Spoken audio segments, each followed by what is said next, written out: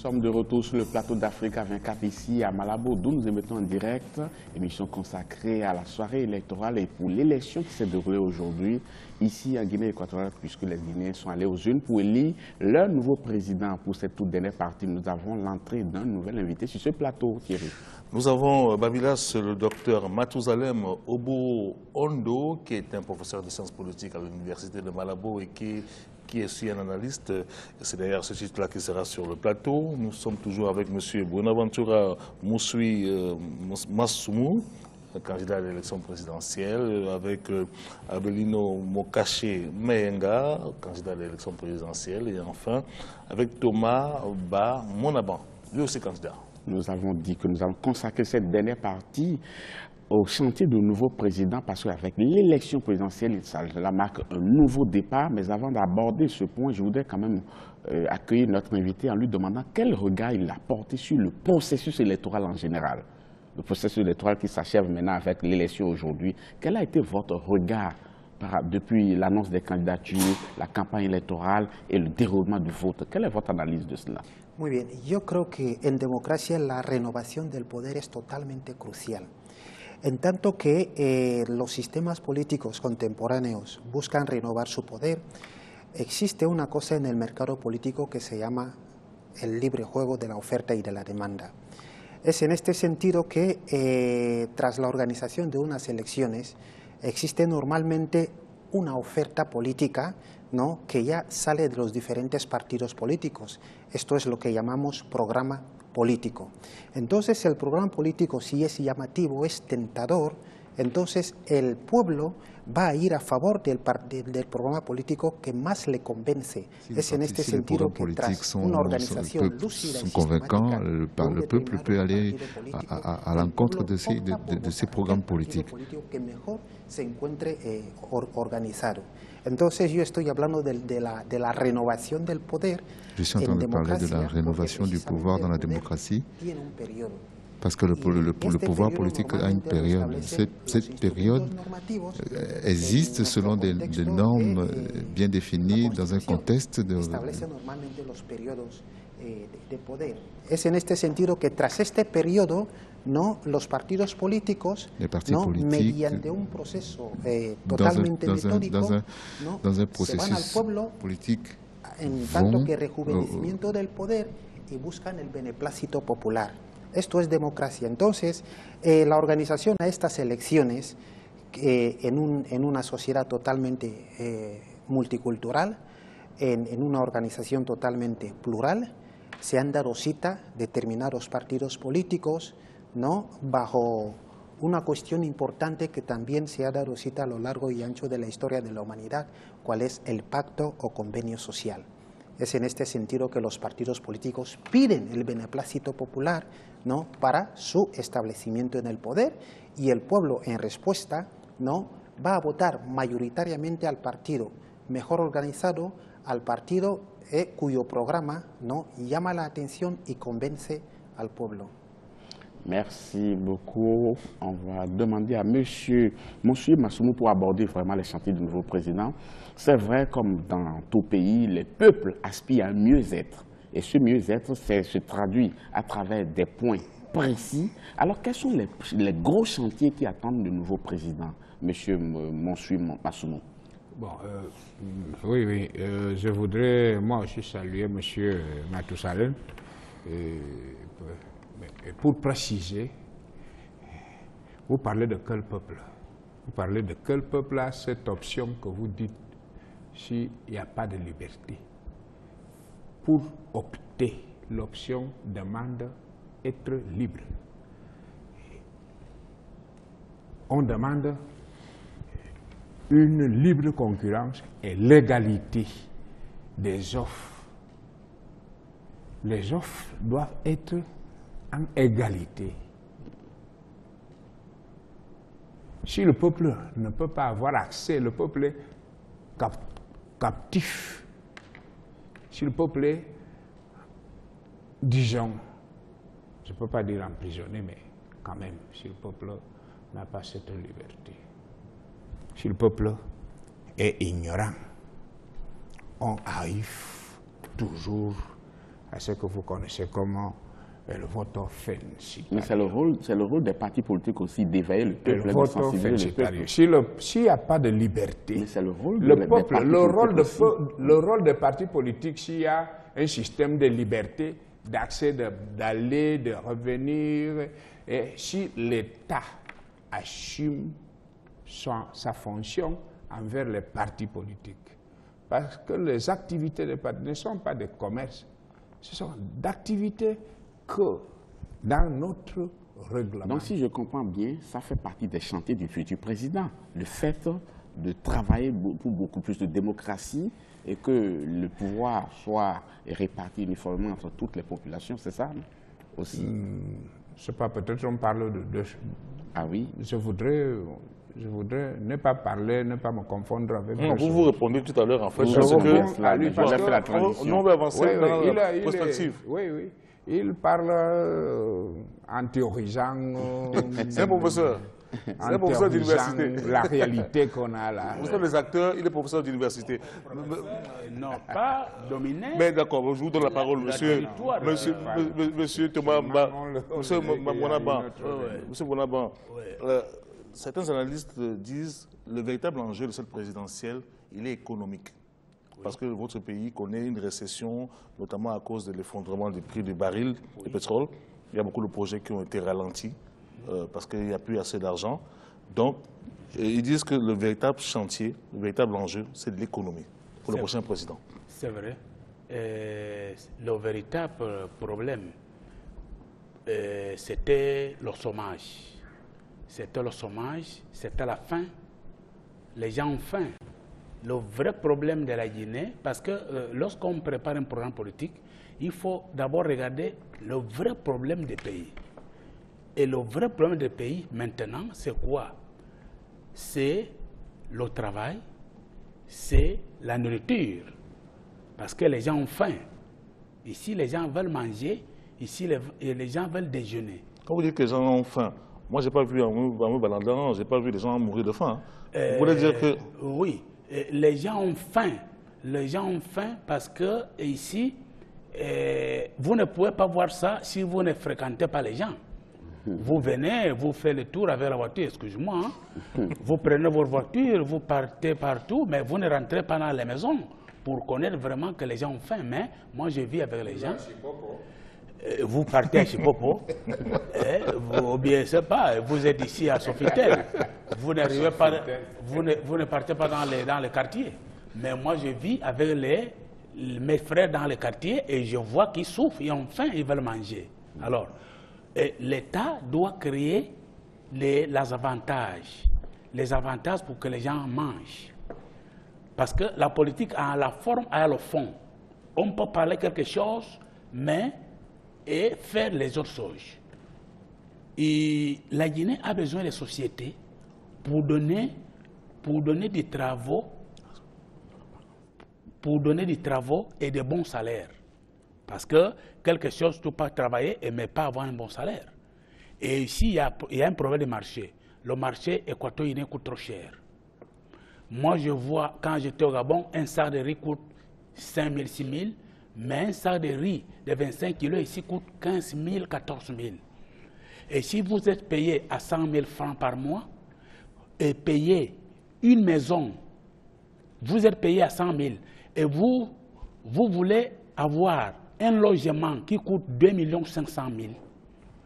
Alors, l'État doit créer une politique qui doit avantager aux citoyens qui n'ont pas vraiment les moyens. Parce que si on parle des problèmes sociaux, le problème du pays aux citoyens, ça veut dire qu'il faut aider les citoyens. L'État est là pour aider les citoyens, pas pour les compliquer. Alors là, ici, vous partez un peu au port, allez voir les gens qui veulent travailler, ils sont en pagaille là-bas, ils font les bricoles. Quelqu'un va passer toute la journée pour avoir 5 000, il faut être là-bas pendant une semaine ou 2 semaines, il ne trouve pas le boulot. Alors, ici, un des problèmes, c'est le problème de l'agriculture n'existe pas en Guinée. Jusqu'à aujourd'hui, la tomate, on l'achète au Cameroun. Simple tomate qui coûte seulement 3 mois. On paye la tomate au Cameroun. On peut parler beaucoup de politique, ce n'est pas mauvais. Mais il faut voir les choses précises. Merci beaucoup, M. Monabang. M. Mokatié, si je récapitule ce qu'a dit M. Monabang, il y a la lutte contre la cherté de la vie, la création d'emplois et la relance de l'agriculture. Qu'est-ce que vous allez ajouter par rapport aux chantiers qui attendent le nouveau président? À part les trois qu'on a cités. Après, on va pouvoir entrer dans les détails pour voir la stratégie qui sera la meilleure pour pouvoir réussir ces 3 points-là. Mais est-ce que vous avez un autre point à ajouter? Vamos a ver una cosa. Lo primero que hay que... Yo quería decir algunas cosas respecto a lo que el compañero analista ha dicho, pero me voy a reservar y voy a ir a la pregunta directamente porque él ha dicho algunas cosas ahí un poco interesantes que me hubiera gustado darle respuesta, o sea, no respuesta como tal, sino dar mi opinión valorando a lo que ha dicho él, pero voy a la respuesta de usted. Yo veo aquí en principio que lo que falta en Guinea es la libertad. Ici en Guinée équatoriale, c'est la liberté. La liberté de parler, la liberté d'expression, de mouvement. Il n'y a pas de liberté. Pourquoi?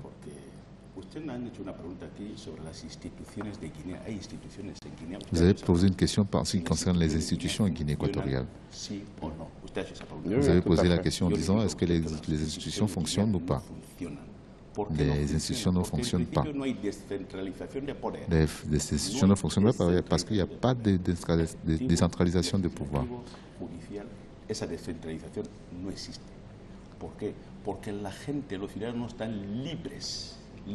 Les citoyens ne sont pas libres.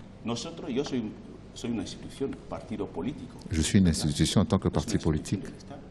Je suis une institution de l'État. Mais cette institution ne fonctionne pas.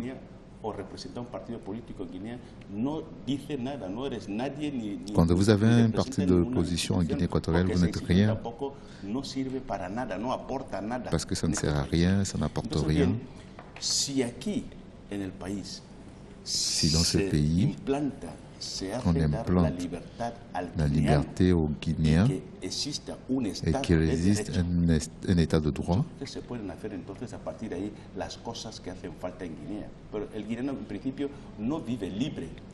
l'équateur guinéen n'est pas libre, ne vit pas libre. Le politicien vend un programme. Vous avez vu qu'ici, il y a eu une élection présidentielle, il y a eu une campagne, il y a eu des débats.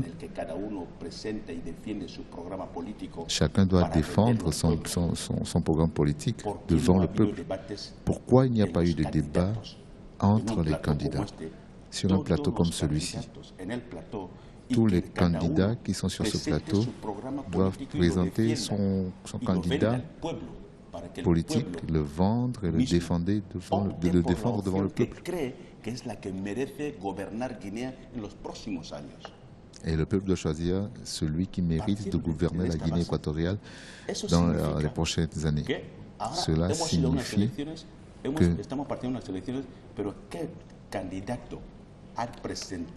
nous sommes allés dans une élection, mais quel candidat a présenté son programme politique au peuple, l'a défendu pour que ce peuple puisse voter?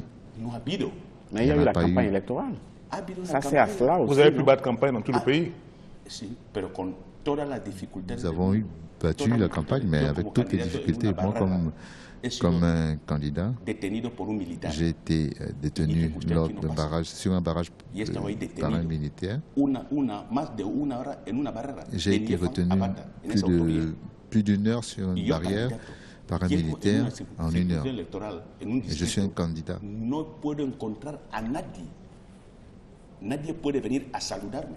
Personne ne peut venir me saluer parce que les délégués du gouvernement, les gens de la sécurité et les forces de l'ordre public sont contrôlés de telle sorte que n'importe quelle personne qui vient me saluer, ce citoyen doit perdre son travail. Vous avez souhaité qu'il y ait plus de liberté, mais moi je voulais qu'on puisse s'intéresser, poser la question au docteur Mathusalem Obo, qu'on puisse s'intéresser aussi à tout ce qui concerne justement le panier de la ménagère. On a parlé de la cherté de la vie. On parle de diversification de l'économie. Ça, c'est un point important. Et ça, c'est un chantier majeur du prochain président. Bueno, Yo quiero partir del hecho mismo de que la opinión es totalmente autónoma, es propia de una persona. Je partis du fait que l'opinion est autonome et ça va d'une personne. Mais la vérité est là et la vérité Lo que realmente nos hace libre es ce qui nous rend libres, c'est la pensée. Y la puesta en práctica de lo que la mise en pratique de cette pensée, los textos normativos. Ce sont les textes normatifs. Vamos a hablar de tal forma de no herir la sensibilidad de los demás. Nous allons parler de telle sorte que nous allons toucher la sensibilité de personnes. Es importante que los gobiernos impriman políticas públicas y políticas sociales conducentes a satisfacer el interés general, conducentes a satisfacer las necesidades colectivas. Vamos a partir de este hecho. Ahora bien, ¿cuál es la ecuación? Me está haciendo una pregunta desde el punto de vista económico para ver el nivel de desarrollo de este país. ¿Cuál es la diversificación económica?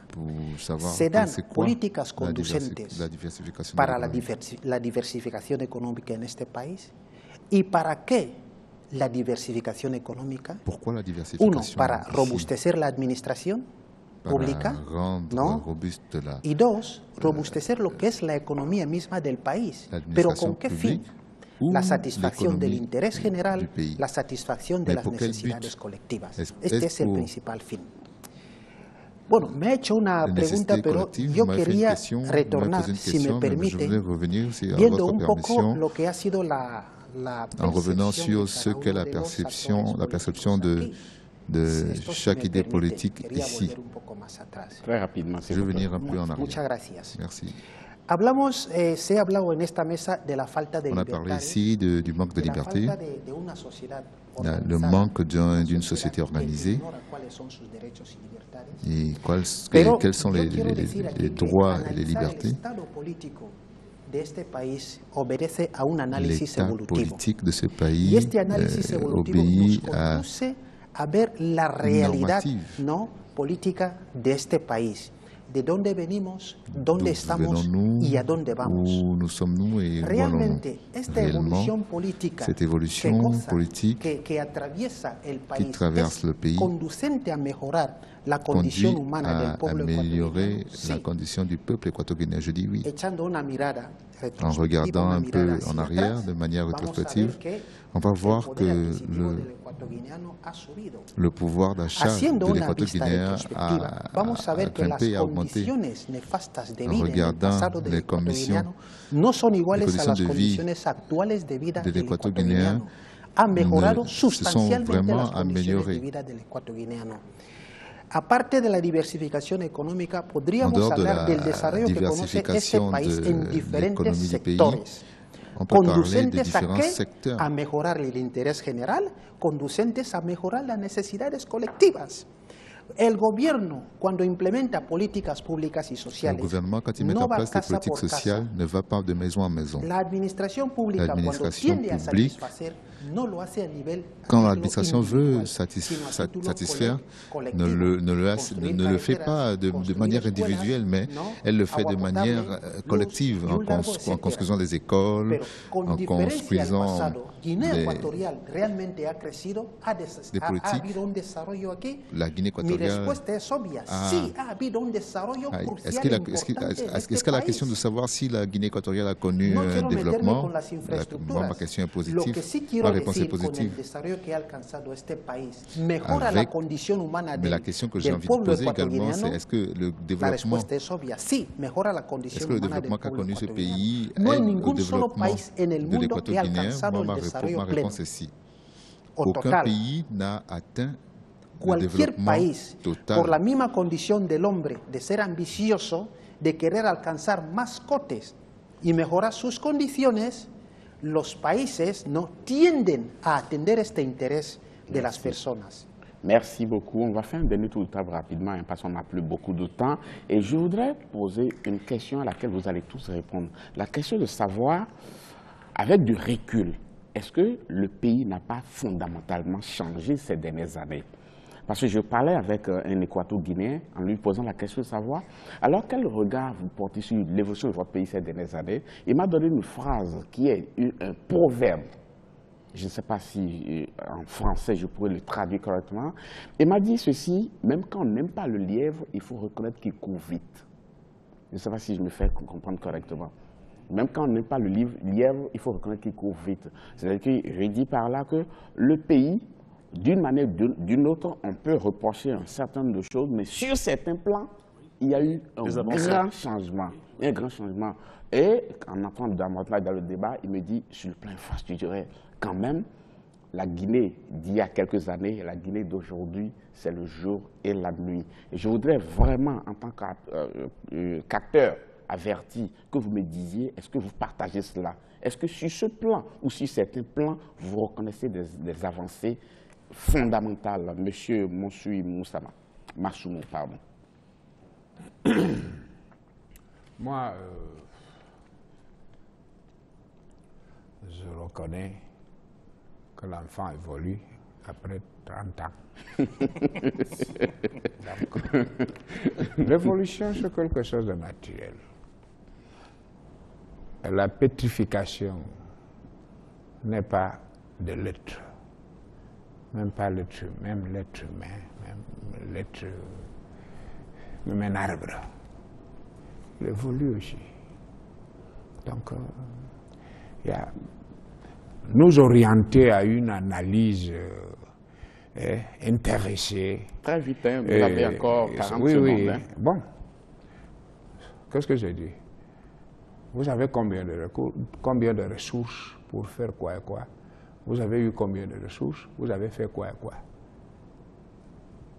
Donc, c'est à partir de là que nous on tient à faire une analyse.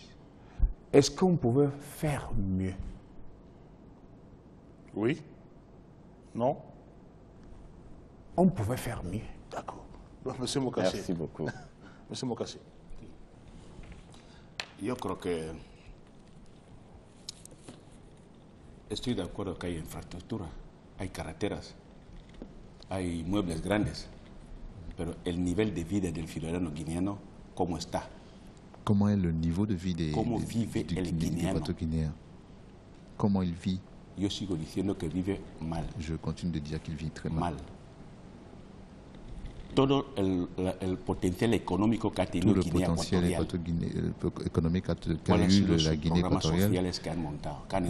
Quel est le programme social qui a été mis en place? Combien de collèges on a construit en Guinée? Combien d'écoles? Nous dépendons des pays voisins en tout. Quand il arrive la rentrée scolaire, pour inscrire les élèves, les pères équato-guinéens sont préoccupés. Donc, moi je dis que le niveau de vie de l'équato-guinéen n'a pas changé. Nous restons face à une pauvreté, face à une situation où nous vivons mal. Et nous n'avons pas de ressources économiques. Je vais ajouter quelque chose. Je vais ajouter que le développement d'un pays commence pour la sécurité alimentaire. Un pays qui ne mange pas, pour moi, ce n'est pas un pays évolué. L'évolution d'un pays, c'est quand les gens mangent bien, ils dorment bien, les bonnes écoles, les bons hôpitaux, c'est à partir de là, pour moi, comment le vrai développement. D'accord. Ça y est. On va terminer peut-être avec le docteur. C'est à vous de conclure cette émission. Oui. Et là, en concluant cette émission, en écoutant les uns les autres, est-ce que vous vous dites que les indicateurs sont au vert et que les réalités sont prometteuses, que la Guinée équatoriale est sur la bonne voie et que très très bientôt, les uns les autres vont pouvoir quand même trouver ce qu'ils recherchent depuis? Teniendo en cuenta los logros alcanzados por on prend en compte el gobierno de este les país, acquis de ce gouvernement, yo creo que es una clara respuesta c'est une réponse claire de que de lo mal que ha vivido el guineano en el pasado, les mauvaises choses que la Guinée équatoriale a vécues dans le por passé, mejorar la condición del vida pour del améliorer y yo creo que con el trabajo que se está haciendo, ce qui est en train d'être fait, simplemente por un pequeño estudio realizado, el trabajo que se está haciendo en selon un futuro, une petite se étude espera réalisée, mucho más dans un futur, para on el s'entend candidato beaucoup que vaya a plus ganar las avec elecciones. le candidat qui va gagner Si es les el élections. candidato del presente gobierno, Si c'est le yo candidat creo que du se espera gouvernement actuel, mucho más porque es una on en continuidad. attendra beaucoup plus, Es el desarrollo. parce que ce sera une continuité, Ningún c'est le país quiere développement. quedarse, es la verdad, ningún Aucun país quiere pays, quedarse aucun atrás. pays ne peut rester en, Cualquier gobierno en arrière, quiere que en su país récession. sea el mejor. Tous les Cualquier gouvernements gobierno quiere que su nación sea veut la que mejor nación. sa nation Y soit la mejorar meilleure. una nación es Et mejorar las améliorer une condiciones de vida nation, de la c'est población. améliorer les conditions de vie de la population. Yo creo que vamos C'est para exactement ça. Merci Thierry, c'est le temps de dire merci à nos invités sur ce plateau. On va effectivement remercier M. Thomas Mba Monaban, un candidat à l'élection présidentielle. On vous souhaite bonne chance. Merci. On va remercier M. Avelino Mokache Meyenga. Merci à vous. On remerciera Buenaventura Moussoui Masumu. Bonne chance, M. Masumu.